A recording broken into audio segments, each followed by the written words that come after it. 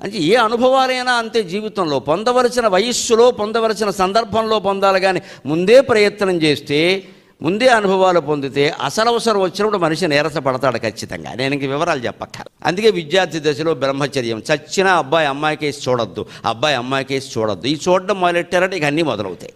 చూడొద్దని చెబుతారు. అంతవరకు ఖచ్చితంగా చెబితే ఏదో చూసినా ఊరుకుంటారులే. మనం చూస్తే ఏమైంది, మాట్లాడితే ఏమైంది, ఇంకా నీ ఏం చేస్తే మాత్రం ఏమైంది, ఇదే వస్తుంది వ్యవస్థలో మొత్తం. మొత్తం విద్య పాడైంది వేళ. అంచేది వేదాంతాన్ని అందరికీ ఎందుకు చెప్పేవారు కాదంటే ఇది రహస్యం. ఇలా సభలో చెప్పేసేస్తే వినేవాళ్ళు నేర్చుకుంటే పర్వాలేదు. ఇక్కడ పెద్దవాళ్ళు వచ్చారు సాధారణంగా. వేద విద్య అలాంటిది కాదండి. వేదాంతం చెప్పాలంటే అది చెప్పాలి. అందుకని ఆ పరిపక్వత వచ్చిందా లేదా చూసి చెప్పేవారు ఉపనిషత్తులు. నేను ఆ విషయం చెప్పడానికే మీకు చెబుతాను. అందుకని ఉపనిషత్తులు నేను బోధించట్లేదు ఇక్కడ, ఇలా తేలిగ్గా బోధించగలిగేవి కావు. నేను కూడా ఇంటి దగ్గర ఏడిచి ఏకాంతంగా చదువుకుంటేనే నాకు వస్తాయి, ఇంత తేలిగ్గా వచ్చేవి కాదు. ఊరికి ఉదాహరణకి చెప్పా ఇలా ఉంటుంది.